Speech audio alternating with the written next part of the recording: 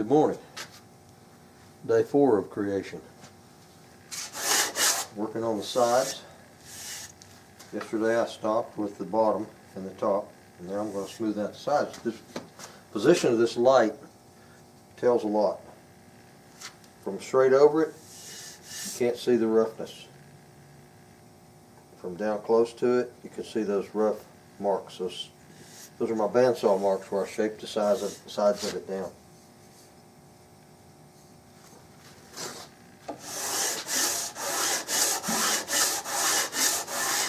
While I got it laid on its side, and we'll try to take this roughness. See, I stopped shaping along in here when I had this square. Now I'm having to blend this into this, and they meet right there in that wrist.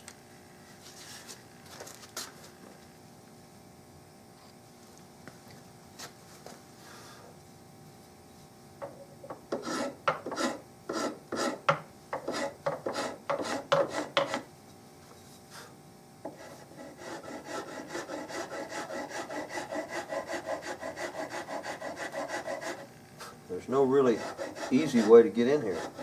I got stuff in the way here and clamps. I really need to be pulling this thing toward me.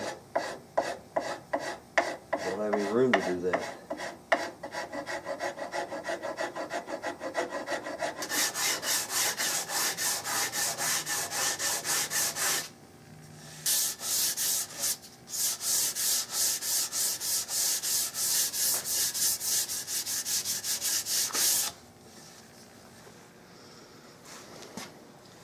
I have the sides done, front and back, because the sides have to contour into, from the buttstock to the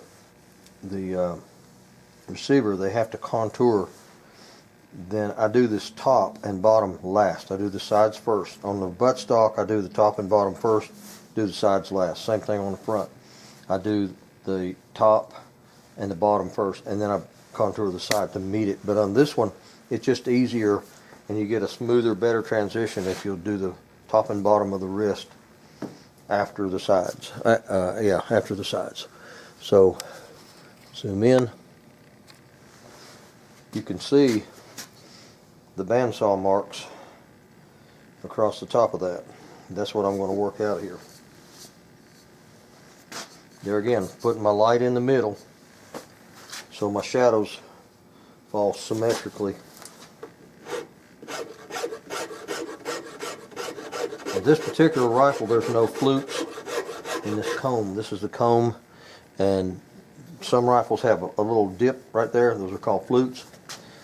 This one doesn't have it for whatever reason, because of the one that I'm copying doesn't have it. The owner chose for me to not put them in there. I'm using a really light touch here. Very, very light. This is a metal file, but I'm using it on wood because this is very curly. This grain is very wavy in this wrist.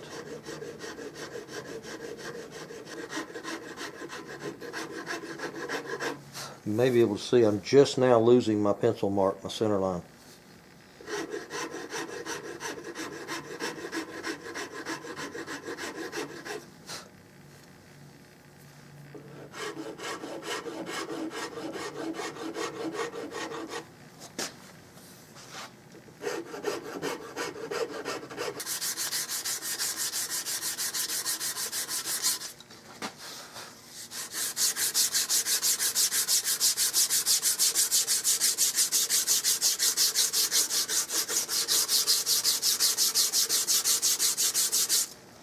I just messed up.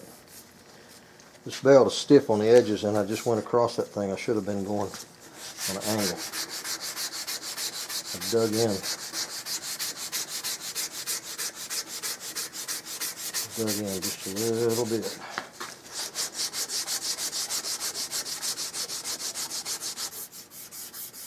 Yeah, that's a very flexible little piece of cloth. It's almost polishing it.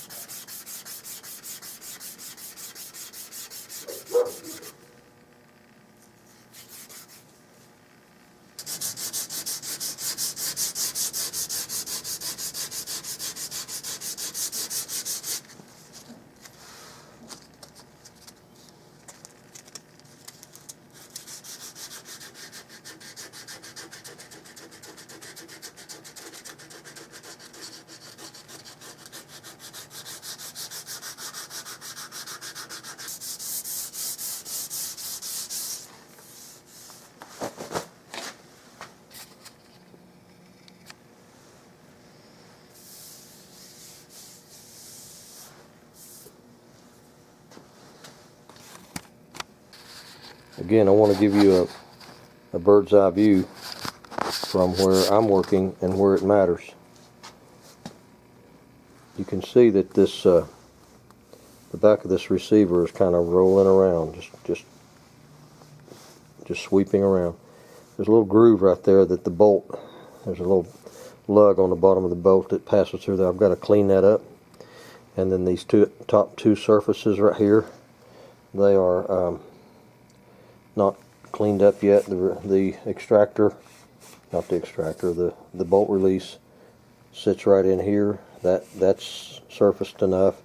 The bolt's been milled out, so that's fine. I just got to clean up this transition here, and then I'm going to do something with the bottom around that trigger guard. And I also have to finish the bottom of the wrist.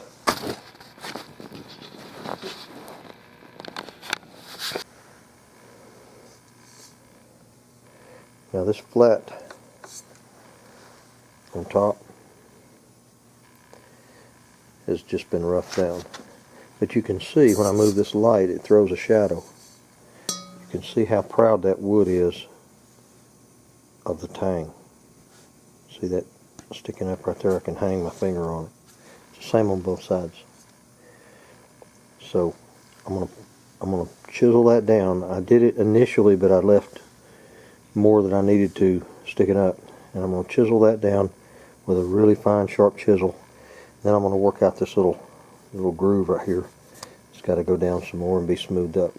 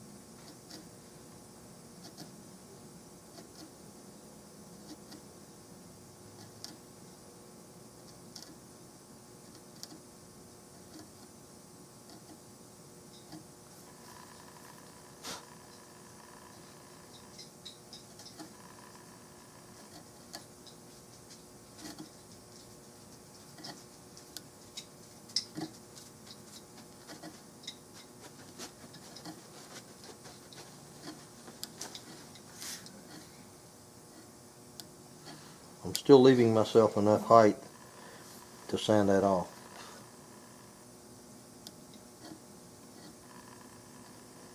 Even though I'm trying to do as smooth a job as I can with a chisel to eliminate much sanding.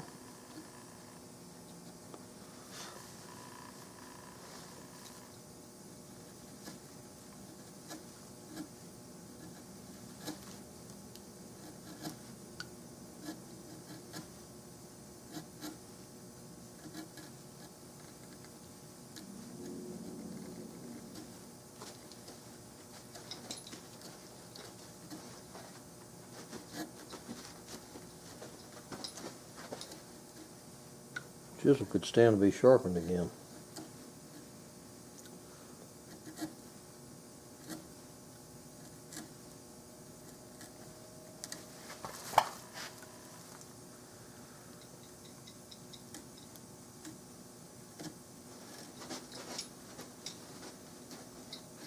This grain is so curly.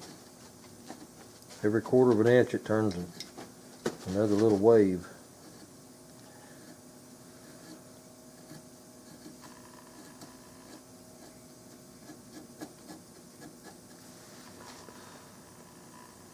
That's pretty close. I got a little tiny dip right there. Now I've cut it straight across, but I'm going to sand it on a taper away from that. This metal actually starts rounding about right there, and it rounds over. So I'm going to follow that pattern. So I've got enough room to take out that little dip. Because I've cut it straight across, but eventually it's going to be about probably 10-12 degrees away from it. But I don't have a file short enough to even get in there. I'm going to have to take the receiver back out to work on that. But it is pretty much lined up with that groove. and the bolt slides in and out fine. It needs to be straight back to about right there.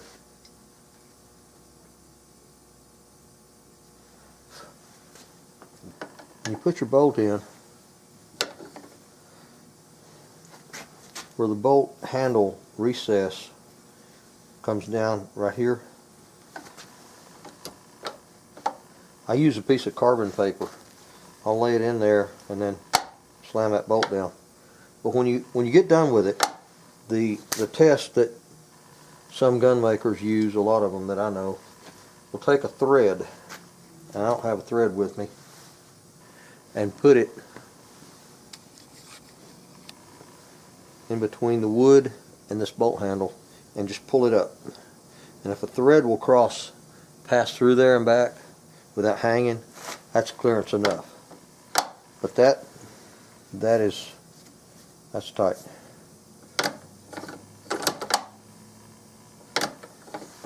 Very good.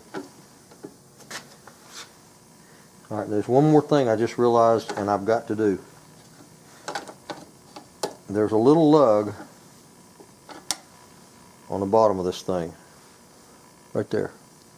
That's what that little pass-through is for. These Mauser actions, when they're open, that bolt is floppy. And in this case, and I left this high on purpose, it's hitting the comb. This little tab is hitting that comb right there. You can see where I marked it. So I've got to actually, with a file, take this down. After all that, I still got to take that down and then smooth it up. So while it's clamped in this position, I'll do that. Seems a shame to tear into this thing with a rough file, but that has to come down.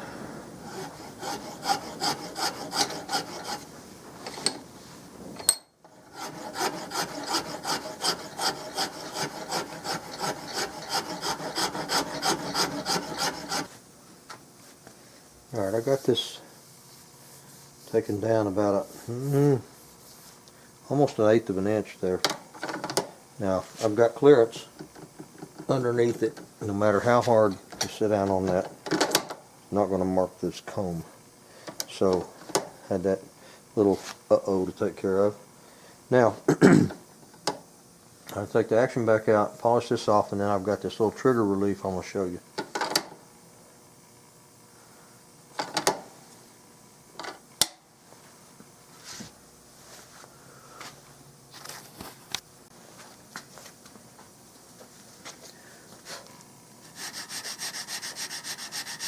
Alright, I got me a stick, like an overgrown tongue depressor, popsicle stick. I just got a piece of sandpaper wrapped around it. I've got a little angle. I'm working a little bit of an angle into this. Where I chiseled it a while ago, I came across flat. And now I'm sanding up to where I meet that flat surface right there. Well, thanks for choosing to spend your time here with me today. I hope you've enjoyed this program. I'll try to post a new segment each weekend. In addition, if you'd like to read about a stock that I made, and then it took a 20-foot free fall, click on the link at the bottom of this page. It's called The Broken Gun. It's a story I wrote a few years ago about my 2 boys.